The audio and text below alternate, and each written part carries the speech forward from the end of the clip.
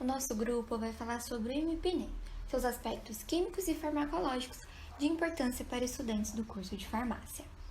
Os principais agentes infecciosos em humanos são os vírus, bactérias, fungos e parasitas.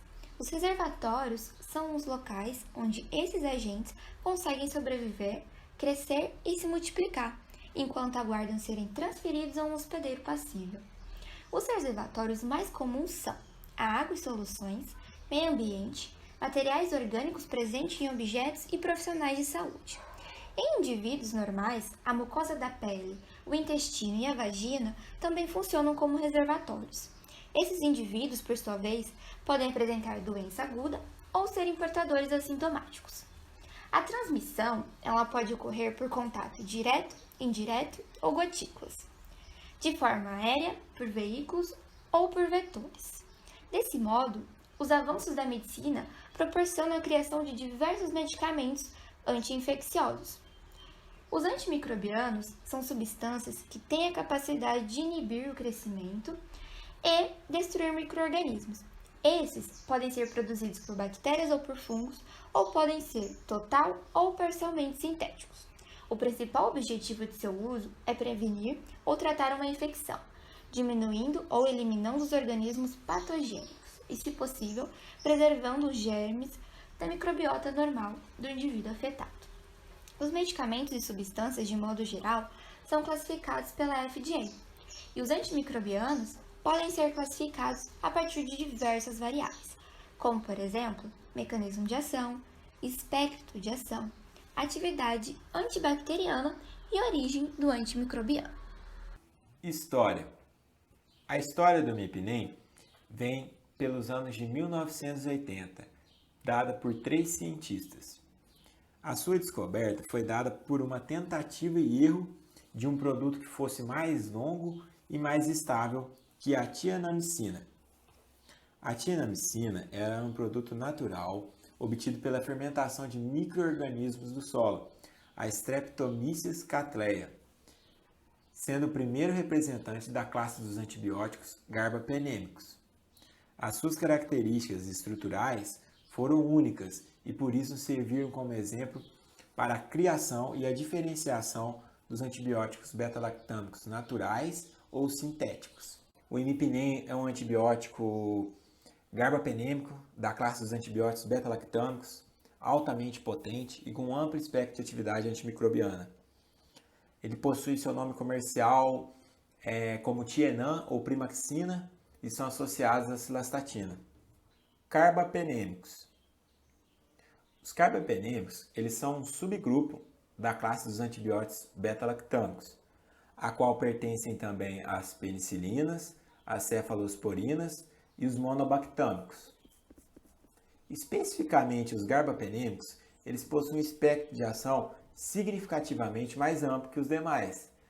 São drogas relativamente seguras e podem ser usados, por exemplo, em quadros de infecções graves hospitalares, no tratamento de pacientes em terapia intensiva e outros. São 3 os principais representantes da classe: o imipenem, que vai ser discutido, o meropenem e o ertapenem.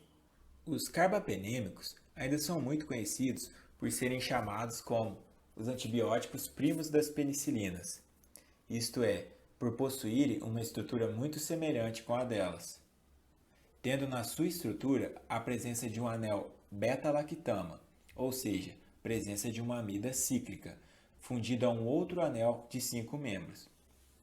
No entanto, o que os diferencia está na substituição do enxofre deste anel de 5 membros por um átomo de carbono na posição 1 e também de uma insaturação presente entre os carbonos 2 e 3.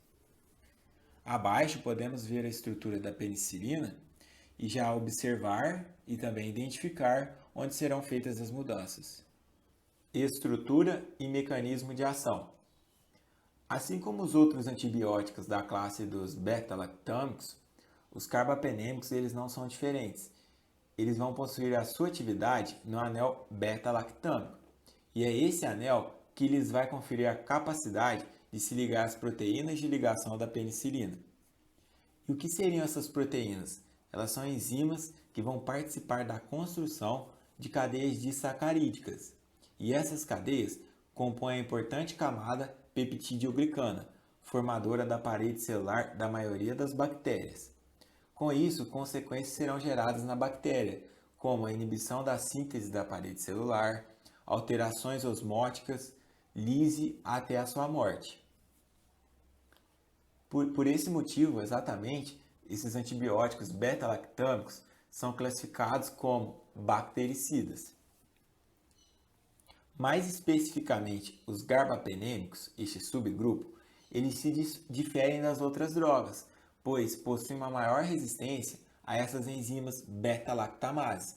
E o que são essas enzimas? São enzimas que são capazes de hidrolisar esse anel beta-lactâmico, inativando toda essa ação. Entretanto, já se sabe que existe uma enormidade de enzimas beta-lactamases, e essa característica desse subgrupo não os protege de todas.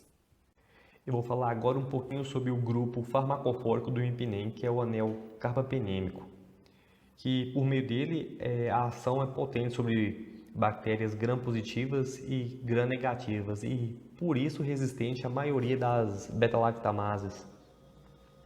O anel carbapenêmico ele é um anel pentagonal não saturado e que fica ligado ao anel beta-lactâmico e consiste em um carbono ligado ao anel na posição 1 da cadeia que caracteriza o anel carbapenema.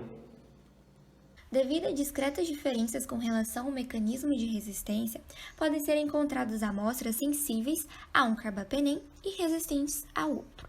Esses fenômenos são relativamente raros e relacionados a mecanismos de resistência que envolvem as porinas, bombas de refluxo e as beta-lactamases, mas tem sido descrito principalmente em cepas de Pseudomonas aeruginosa.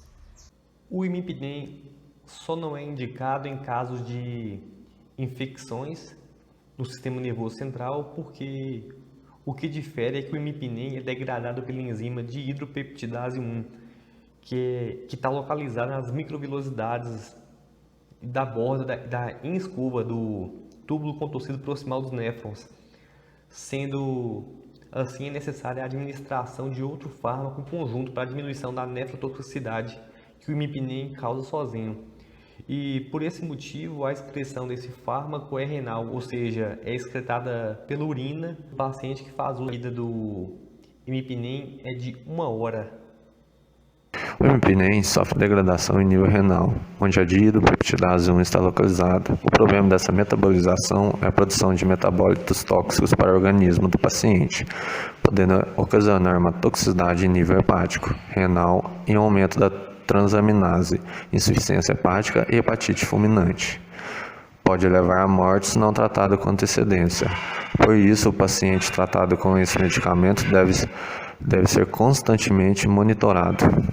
Buscou-se associar o imipinem a uma droga que pudesse inibir a enzima dihidropeptidase 1. A conjugação com a cilastatina se deve pelo fato desse último fármaco inibir seletivamente essa enzima. Esse bloqueio feito pela cilastatina leva a uma diminuição na toxicidade no imipinem. Entretanto, eleva os níveis séricos do próprio imipinem, podendo ser vantajoso, pois diminui a dose terapêutica, mas acaba aumentando os riscos de superdosagem.